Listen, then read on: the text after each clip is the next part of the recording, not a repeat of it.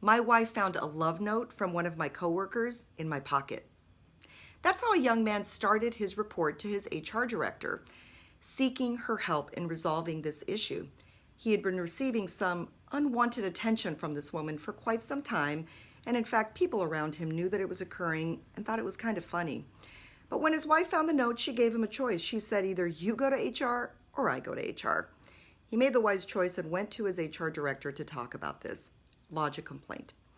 So in our video series, we're talking about how to make sexual harassment complaints something that actually helps the workplace become better.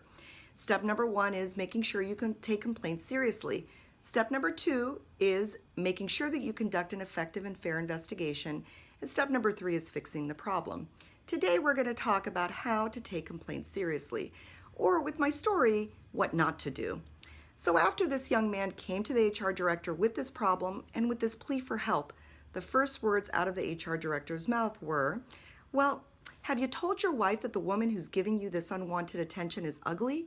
Because maybe if your wife knew that she was ugly, she wouldn't be as upset. Wrong answer. Although this is probably my most egregious example of how not to respond to a sexual harassment complaint, I will say that it has some characteristics that are pretty common. The first is that it's dismissive. It basically says, look, I can't be bothered with this. I've seen other versions of this. For example, I've actually seen you interact with this person that you're accusing, and you seem to be pretty comfortable, and so I don't really see how you can be harassed by this person. So having that type of prejudgment is going to be a huge mistake. You take complaints not only seriously, but with an eye towards actually looking into the problem and solving it. The second characteristic is that sometimes people who receive complaints focus on the person or the people involved and not the behavior.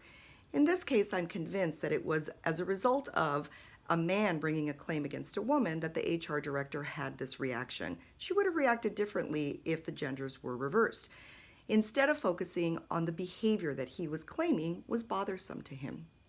So, today, it's what not to do when taking in complaints, and over the next few weeks, I'm going to follow this fact pattern to give you learning lessons on the next 2 steps.